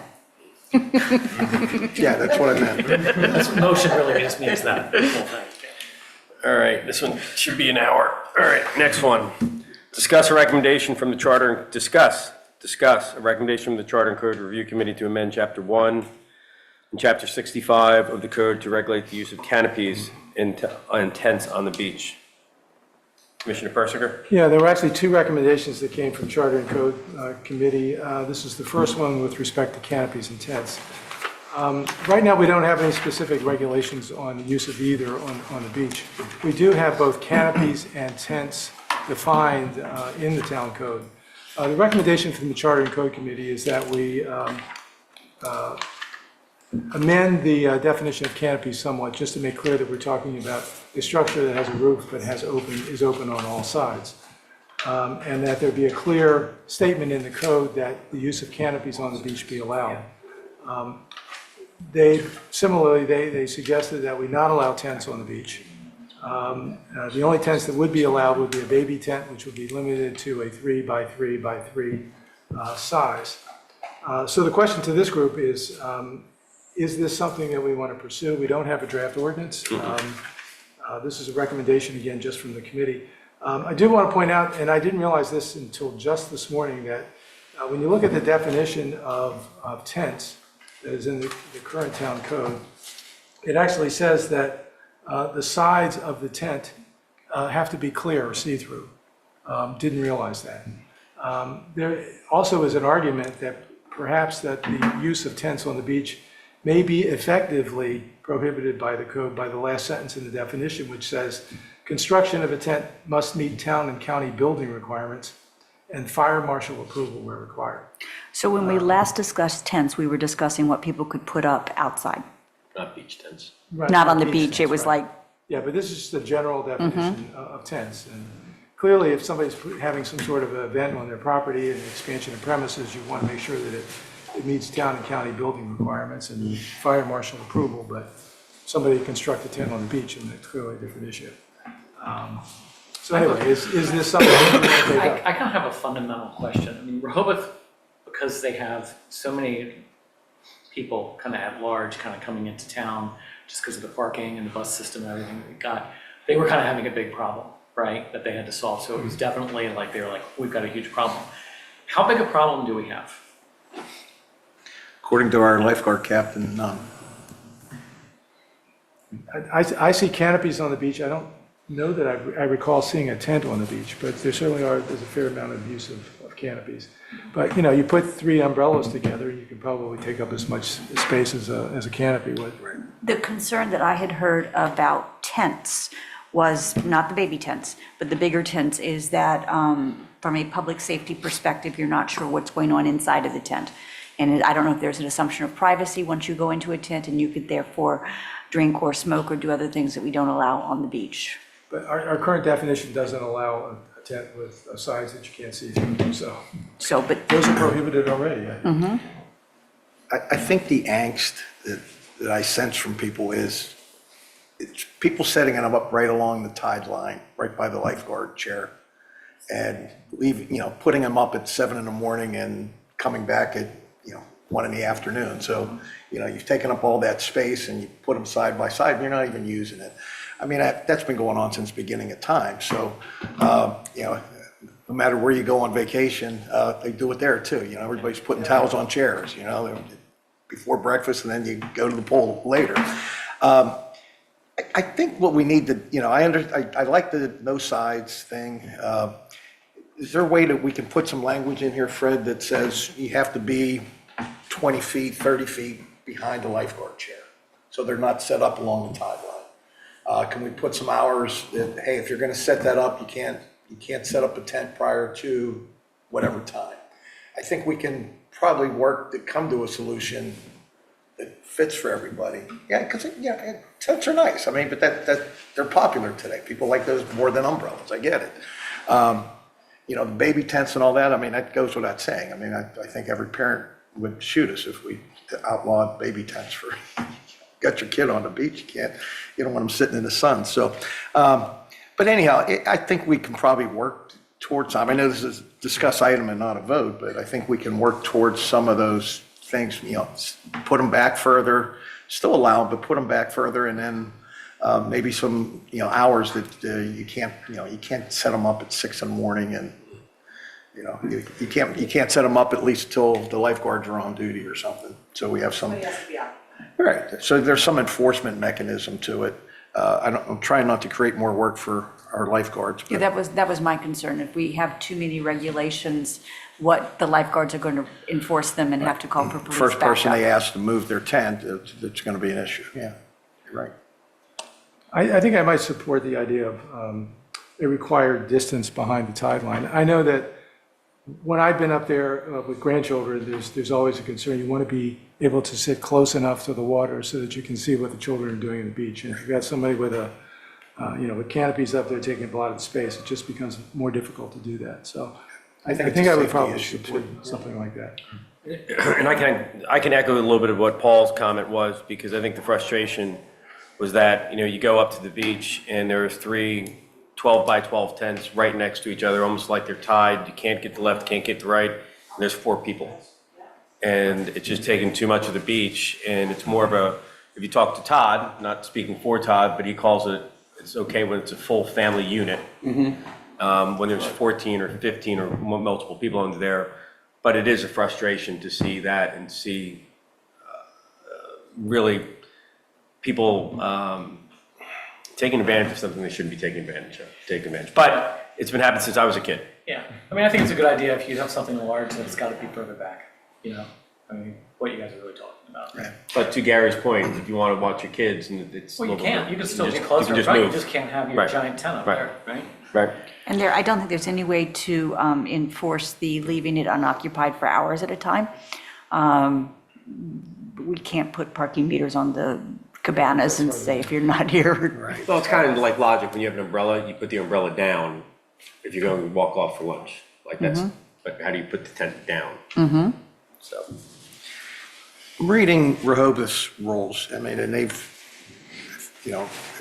gone very strict on it. It's got, I don't know if you've read Rehoboth's tent rules, but, so much in diameter, 8 feet, 8 feet in diameter. It's got to be a collapsible circular shade stretched over hinged. I don't think we need to go that crazy with it, but let's try to come up with something simple. People would say, is it 20 feet? Hey, if you're 19 feet, you're away from a lifeguard thing. I mean, lifeguards need to be able to jump off the chair and go save somebody if they need to, not run around some tents that are parked in front of them, so. And if we keep the clear sides, then you're not blocking somebody else's view of the ocean. You may have taken the balcony seats, but you're not standing up in front of them too. Correct. Well, if we're going to draft an ordinance to consider on this, would we allow tents at all on the beach? I mean, that's a question. I mean, that's the other option, is not allow them at all. I mean, just do allow canopies. canopies, but not tents. So our canopies, the top thing and then the legs go out like spiders, is that a canopy or is that a tent? Well, if it just has a roof and all the sides are open. And the it would be a four canopy. legs that are filled with sand that go way out? Well, how those are structured. That is annoying, though. I think there are a variety of ways that those could be anchored. I don't know. You can roll them up and take up less space. Okay. And the ones that are just the arched things, that's a canopy? Yeah, These are all so- things so to think the about when we- Sides are open. Like we have the cabana, which you put the sand straight down, it's square by 10 by 10, and it's, all right. So we'll get some language around this. Yeah. And I think Todd will be here at next meeting. or In November, Captain. he'll be here, Okay. and we'll have to consider who's going to do enforcement on this also. Right, so there's a cost to do that. So we'll get- Rehoboth hires people to do nothing but walk the beach and do tent enforcement. Tent ambassadors. Tent ambassadors. I think Bobby Rutherford would like to sign up for this. We got another fire on the beach. All right, is there anything else you want to? Not on this, no. Okay. All right, let's move on. Number 10, discuss a recommendation from the Charter and Code Review Committee to amend Section 20 of the Charter concerning the maximum penalty that may be levied by the Alderman Court. Okay, this is an issue I think that we're probably largely kicking to Fred on this issue because there seems to be some lack of understanding of whether or not there is some sort of limitation in state law on the amount of a fine that could be levied by the alderman or perhaps by anyone in a municipality who's in a position to do so. And if there is a maximum penalty in state law, the suggestion from the Charter and Code Committee Charter and Code Review Committee is that we simply adopt in our charter that maximum amount that's in state law. The other issue is, and we've already encountered this once with the tree ordinance, where we initially set up a penalty of $3,000. We realized that the maximum penalty that an alderman can levy is only $1,000 according to our charter. So there was the ability for anybody who's faced with a $3,000 fine to be able to appeal that and have it lowered to $1,000. So we got around that by saying, in essence, issuing separate citations each time that I guess each month that a property owner remains out of compliance with the requirements of the tree ordinance. So again, I think we're kicking this largely to Fred before we develop some specific language on that. Because we're not sure what's in state law. We're not sure how much we can do in terms of the suggestion here is create different penalty structures by ordinance for different topics or offenses. And there seems to be some feeling that other municipalities such as Laurel have done something like this. So we need to look a little more closely about this. I don't know anything more about it than that, than have a specific. Well, I think everything that you said is accurate. There is a limitation that's applicable, and the design is that what we have as an alderman court is subjected to the same jurisdictional restrictions that a justice of the peace would be. So they're meant to be comparable to one another. So But we don't know what the amount is. I believe it's $1,000. Oh, Even at the justice of the peace. Yes. okay, so that would say that we do not need to make any change on our charter then. I don't think so. Yeah, and I don't think that the General Assembly would look kindly upon an effort of ours to change the jurisdictional, the maximum penalties that our aldermen could assess in Dewey versus the justices of the peace in the rest of the state. I think there's an effort to make them uniform. And I think we're safe doing it that way. Mm-hmm. And I just don't think they would do it. I think they would flag it and say that we. But would it be safer for us to just change the code to allow it to follow and not just state have our state 1,000, but just follow what they have in case there's fluctuations in the past, so that we would be in concordance? So when there's changes, ours changes. We could add a clause that says we could add a clause to the jurisdictional limit and say, Consistent with applicable state laws. applicable to justices of the peace. Okay. Yeah, we could do that. So that would. I don't know that I don't know that those limitations have been increased in a very long time, so. But if they do, then we're following suit, and the state would be okay with that from a justice of peace standpoint. I think so, yes. Yeah. So then that would be a small change to our charter, but it could be part of the package of changes that we've already talked about. And we need to come back to that. I need to repackage all of those and come back to the council with the whole list, and we need to come to some resolution on those so we can move forward. Because we're also going to have the organization that we hired to look at our charter and code. We're going to have those changes coming back through. Okay. Was that includes the charter as well as the code? Yes. Okay. And what's the end of the year, we'll have some report on that? We have the report. There's 125 questions in there that I have to go through and organize and figure out what are, minor grammatical errors and edits versus things that have to come to council. Is there a role for a Charter and Code Review Committee to go through some of those at some point? There certainly can be. Yeah. Okay, all right. Thanks for volunteering, Gary. All right. I'm volunteering the committee, not me. All right, so we'll look to discuss this and try to match the justice of the peace in future meetings. All right. Number 11, review and discuss current contract and draft RFP for residential trash and recycling service. Town manager? Yeah, so I extended our contract once since I've been here. It's a contract that we've had since 2017. We're not going to be able to extend it again, and we do need to put it back out for an RFP. We did a piece in our newsletter on it, and we got some feedback. Out of the 15 responses we got, one was somewhat negative or negative, and then the other ones were, they had some negative things, but most of them overall gave a grade of out of a 1 through 5, 1 being the worst, 5 being the highest, the best. They gave 4 and 5. So out of the 15, 14 of them came back with 4 and 5s. I know there was some talk about giving different options. I think if we look back in before we had just one trash service for the town, you know, we had multiple trucks going up and down the streets on certain days. It was hard to get the renters to remember to take the trash cans in and out sometimes on those days, and sometimes trash cans got left out on the street. Right now, under the current contract, if you have valet, you're paying about $47 a month, and without valet, you're paying $30. The valet has really paid off moving the trash cans in and out of the street, especially at the rental locations. Do they miss some every now and then? Sure they do. I mean, it's a big town. We try to get the trash trucks in and out of here as quickly as possible, because then they have to deal with going over to the landfill in the afternoon, and they end up having to sit in traffic. The RFP that we put together is basically the last RFP that we put out based on a trash committee that was done back about 9 years ago, with members of the community coming together and saying, hey, we should have one trash company.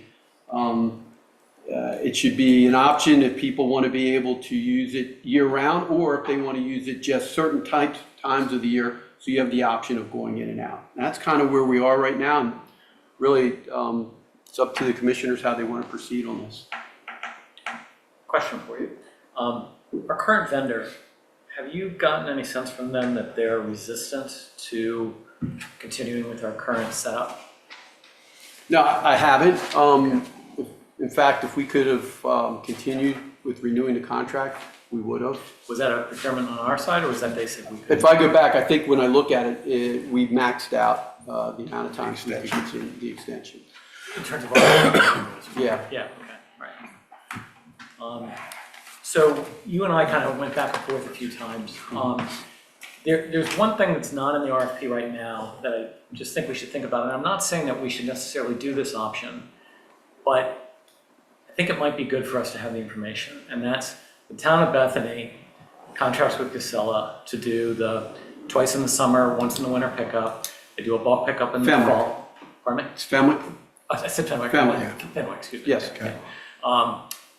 So they do the twice in the summer, once a week in the winter. They do a bulk pickup spring and fall. They include yard waste if you happen to have a home with yard waste.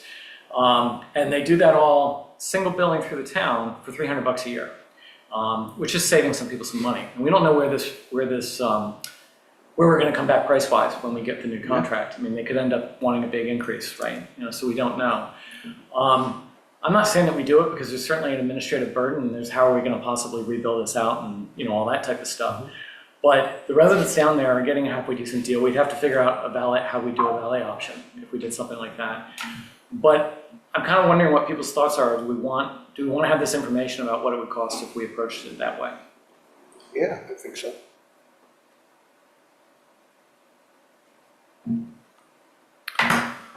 That seems to be a pretty good deal that Fenwick has. Well, their cans are smaller, and they don't have valet. And it's Fenwick Island, it's not doing Yeah, that. that's true. And I just throw that up there. There's a few more cans and bottles in our trash than other towns. And we have a very small year-round residency. Yeah, true. That, most people aren't paying outside of, outside the summer season. And I've asked Castillo twice to provide me what the option would be if we just went with a year with no options out with what we have right now, but it's year-round. Kind of what like Fenwick does, and they haven't gotten back to me on it. I've asked them twice in emails. I gotta think they make out pretty good in the winter, because what do we have, 400 people year round? But there are people that option out in the winter. Yeah. I guess I look at, as a year-round resident, it works. It has worked. I don't think the equivalent of 3 crushes for monthly trash is too much of a fee, since they charge $27.45 for that. The structure that the prior committee put together with limiting it to one vendor of one or 2 days a week, it works. Right. So just the question is, Jim Laird did a good job on it years ago. Yeah, he did. I don't mind listening to and hearing more about some alternatives if that seems to be possible. I mean, I think we want to get the best deal we can. I have some concerns about how a potential vendor would deal with condominiums in town. And I'll just tell you our experience, and we'll pay whatever we end up having to pay. But in the current contract, we have a 10-unit condominium. We share the cost of the trash services, and we're paying, actually, for the 10 units, we're paying the equivalent of about $400 a month.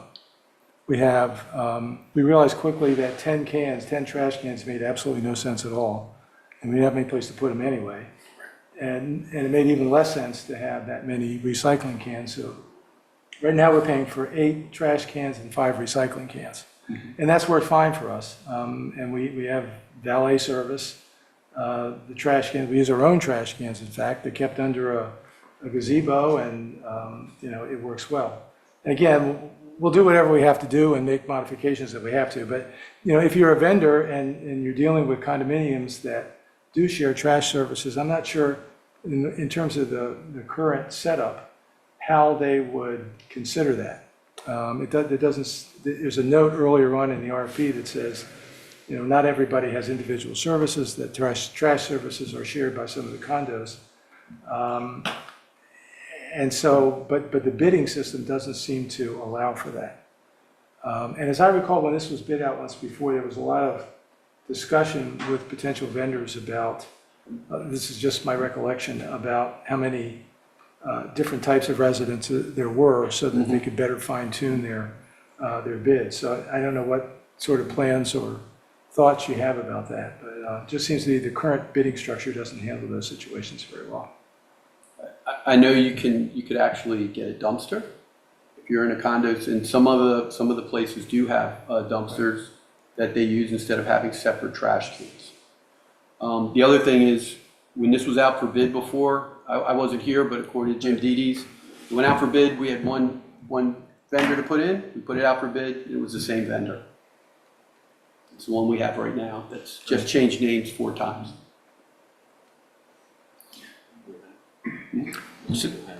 So are there any recommendations for the town manager to improve upon the RFP to go out? Well, I'd like to see a single billing, what a single billing number would be, for the core service, if they're willing to offer that.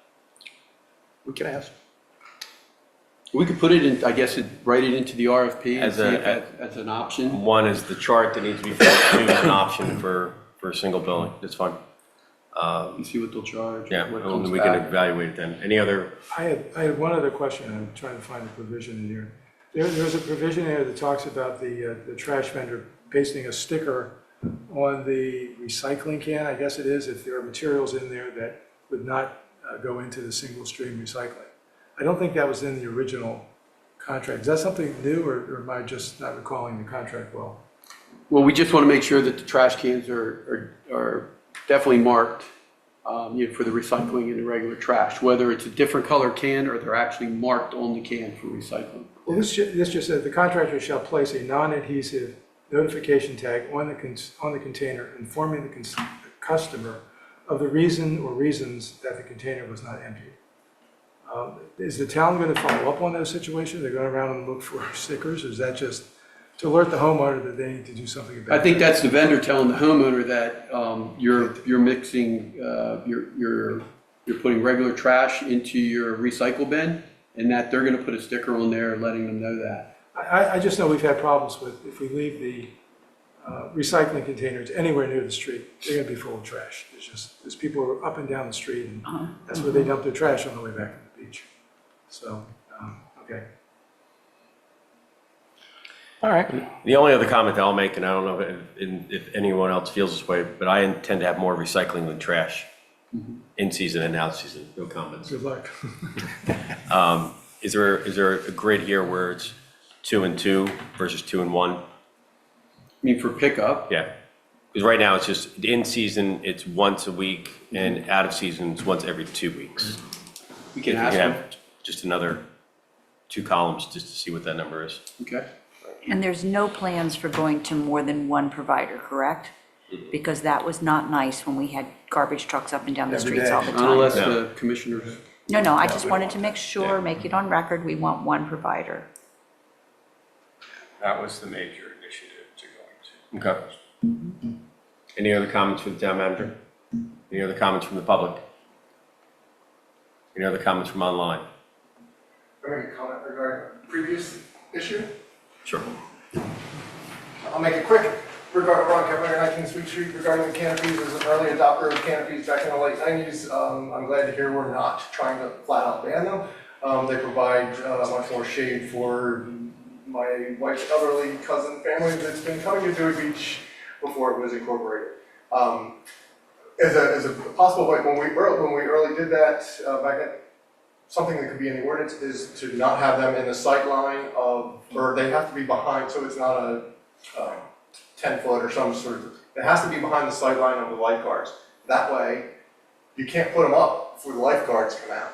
If you put them up before the lifeguards come out, and the lifeguards put their stands out and you're in front of them, we can ask them, you've got to move it, because the ordinance says it has to be behind. I didn't know where the lifeguard was. Well, that's on you. We now, so that would also enforce people wouldn't be putting them up before 10, or if I am putting, or whenever the lifeguards come out, if I am putting it up before then, I'm going to put it up far enough back so that I don't have to move it because they are paying food.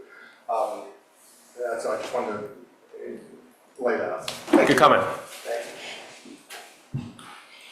All right, number 12, comments. Commissioner Barra. All right, Dewey and Bloom did their fall planning. So I want to recognize Patrice Gansey for putting together a great job. I saw Bobby was out there, doing hers, and Kate and everybody. So everybody's pitching in. I got to say that was, that exceeded, I think, all of our expectations this year. With the summer plannings and now the fall planning. We hope to expand that this year. So I think at some point we're going to find some more locations we could possibly put them at and go from there. We need a marketing chair, so I know I mentioned that earlier today. So if anybody knows anybody with a sales or marketing background, have them call me. And I want to congratulate Iris for taking over the budget and finance. Commissioner Gibbons. Finance, sorry. So Investment or finance? it is now finance. Investment. It was investment, Finance. then it was budget and finance, and now it's just We'll get used to finance. it. Go. So I know that last meeting, we talked a lot about pedestrian safety and enforcement in the crosswalks and things like that. And I wanted to have it acknowledged in the public record that not only are the officers watching for speeding and things like that, but they are at the crosswalks and talking to people who step off when they should not. My daughter was here with her friends from LA, and they were waiting for the light to change at one of our crosswalks. And an officer who I do not know was sitting in the car, and somebody stepped off before the light had changed. And the officer went on the speaker and said, "You do not have the right of way, return to the sidewalk, please." And they all came running home to tell me that this is what they were up to. So I just wanted Good to, job. I have no idea who it was, but I wanted to publicly commend the officer for keeping pedestrians safe in town. Probably Thank you. planner.